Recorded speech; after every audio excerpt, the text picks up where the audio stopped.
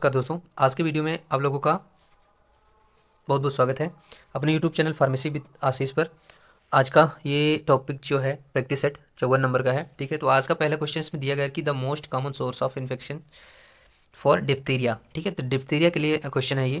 ठीक है, जो इसमें मोस्ट कॉमन सोर्स होता है इन्फेक्शन का वो बताना है। ठीक है, तो उससे पहले आपको बता दें कि जिन लोगों ने चैनल को सब्सक्राइब नहीं किया है तो प्लीज़ जाकर चैनल को सब्सक्राइब कर लेना और ऐसे ही रिलेटेड क्वेश्चंस जो हैं फार्मेसी एग्ज़ाम से रिलेटेड क्वेश्चंस मेरे पूरे चैनल पे दिए गए हैं। ठीक है, तो पिछले जितने भी वीडियो हैं आप जाकर देख सकते हैं। चाहे आप ESIC एग्ज़ाम की तैयारी कर रहे हो, चाहे SSB SI फार्मासिस्ट की तैयारी कर रहे हो, या फिर अभी SGPGI की भर्ती आई है, SGPGI की, और जितने भी फार्मेसी एग्ज़ाम हैं उनके लिए आप तैयारी कर सकते हैं वनडे एग्ज़ाम के लिए। ठीक है, तो अगला है इसमें दिया गया है ऑप्शन में केस, ठीक है, या फिर बी है सब क्लिनिक केस। ठीक है, और दिया गया है तीसरा कोई क्या है क्वेश्चन उसमें ऑप्शन कैरियर, और डी है ऑल ऑफ द एबव। तो ठीक है, इसका राइट आंसर हो जाएगा option number D, all of the above, यानी कि केस होंगे सब क्लिनिक केस या फिर कैरियर, ये सारे केसेस हो सकते हैं। तो राइट आंसर हो जाएगा यानी कि ऑप्शन डी।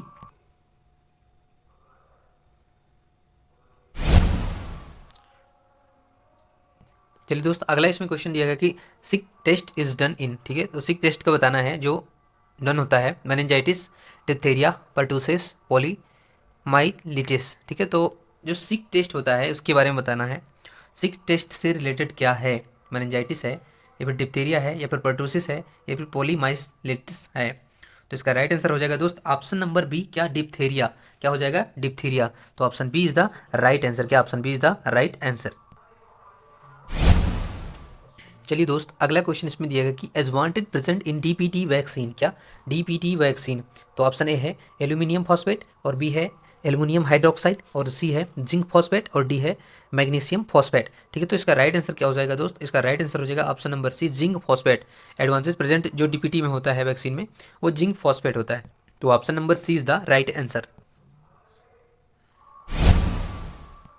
चलिए दोस्त, इसमें अगला क्वेश्चन पूछा गया कि अगला क्वेश्चन क्या है। ठीक है, रिकमेंडेड साइट ऑफ, ठीक है, रिकमेंडेड जो साइट होती है एडमिनिस्ट्रेशन की ऑफ DPT इन्फेक्शन इज।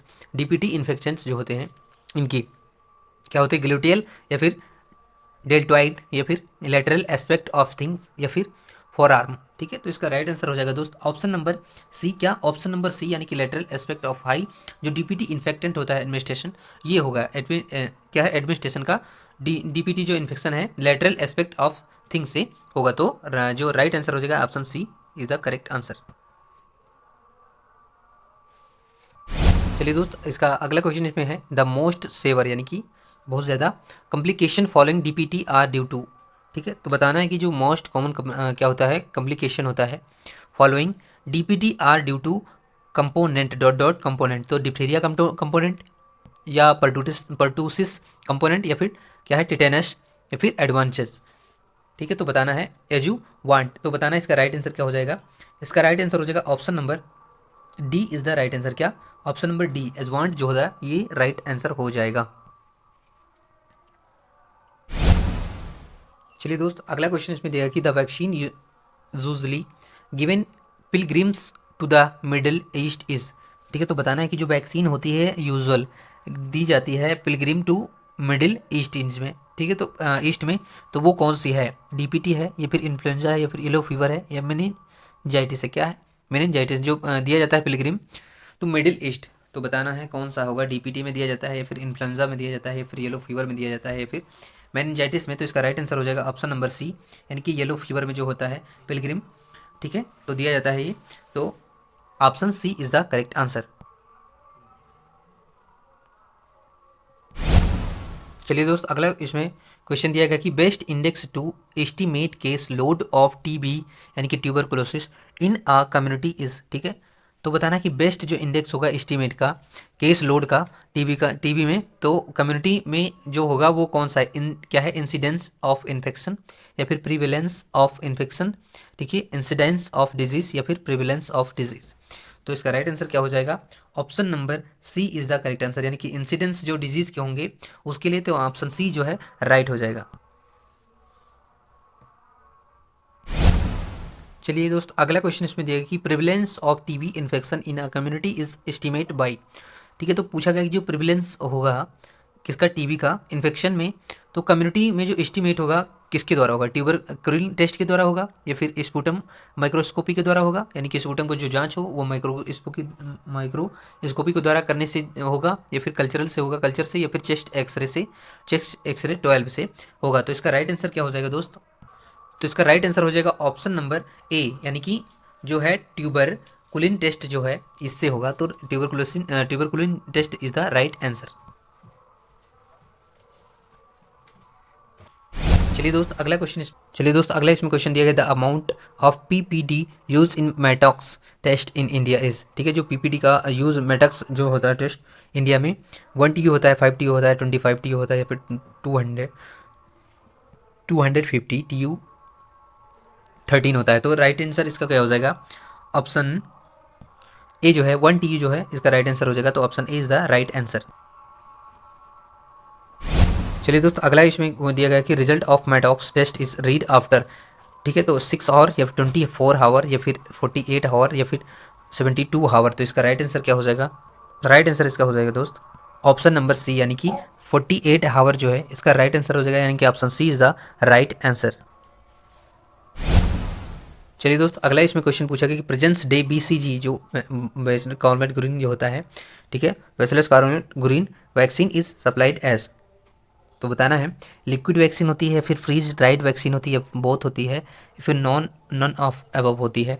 ठीक है, तो ये लिक्विड भी होती है, ठीक है, फ्रीज ड्राइड वैक्सीन होती है क्या, या फिर बोथ होती है, दोनों हो सकती है, या फिर कोई भी नहीं हो सकती है। तो इसका राइट आंसर हो जाएगा option number B, freeze dried vaccine होती है। क्या होती है? Freeze dried vaccine. चलिए अगला इसमें क्वेश्चन दिया गया कि the diluent use reconstitute BCG vaccine is. ठीक है, तो जो डाइल्यूएंट जो यूज होता है रिकॉन्स्टिट्यूशन BCG वैक्सीन का, तो नॉर्मल सलाइन होता है या फिर वो डिस्टिल्ड वाटर होता है, या फिर दोनों हो सकते हैं, फिर नन ऑफ दीज, यानी कि इनमें से कोई नहीं होता है। तो इसका राइट आंसर क्या हो जाएगा? ऑप्शन नंबर इसका राइट हो जाएगा ए। क्या होता है? नॉर्मल सलाइन होता है। क्या? नॉर्मल सलाइन होता है। डाइल्यूएंट के बोलें तो जो डाइल्यूएंट एक प्लास्टिक की पैकेजिंग में होता है, वो इंजेक्शन के साथ में दिया हुआ होता है, उसको डाइल्यूएंट वाटर कहते हैं। ठीक है, तो वो नॉर्मल सलाइन का होता है, डिस्टिल वाटर हो सकता है, ये पूछा गया था। तो इसका राइट आंसर हो जाएगा नॉर्मल सलाइन। ठीक है, चलिए दोस्त reconstituent BCG vaccine should be used within. ठीक है, रिकॉन्स्टिट्यूट जो BCG होती है vaccine should be used within 3 hour या फिर 6 आवर या फिर 18 आवर या फिर 24 आवर। जो BCG वैक्सीन होती है यूज की जा सकती है रिकॉन्स्टिट्यूट के रूप में। तो बताना है कितने घंटे तक, तो ये यूज की जा सकती है 6 घंटे तक। कितने? 6 घंटे तक। तो option B is the right answer.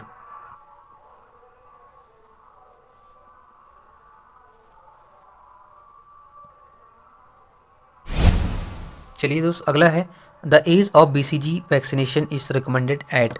Option A है बर्थ और एट 6 वीक। ठीक है, या फिर ओनली 6 वीक, या फिर 6 to 8 वीक्स, या विद इन 1 ईयर। ये वैक्सीन जो BCG की होती है ये रिकमेंड कब तक होती है, ये पूछा गया है। तो इसका राइट आंसर क्या हो जाएगा दोस्त? इसका राइट आंसर हो जाएगा ऑप्शन ए, बर्थ और, यानी कि बर्थ के समय, जन्म लेने के समय, या फिर 6 वीक तक। तो option A is the right answer. चलिए दोस्त इसी के साथ में बताते चलें, यदि आप लोग ESIC का एग्ज़ाम देने वाले हैं, अभी जल्दी होने वाली है परीक्षा, और इसके साथ में ये भी होने वाली SSB ASI फार्मासिस्ट का भी पेपर जल्दी से जल्दी कंडक्ट होगा। ठीक है, तो इसके लिए आप लोग तैयार रहिए। चलते हैं अगले क्वेश्चन पे। चलिए इसमें अगला क्वेश्चन पूछा गया, at the village level sputum of AFB is collected and fixed by. ठीक है, आंगनवाड़ी वर्कर्स, या फिर विलेज हेल्थ गाइड, या फिर हेल्थ वर्कर मेल, या फिर हेल्थ वर्कर फीमेल।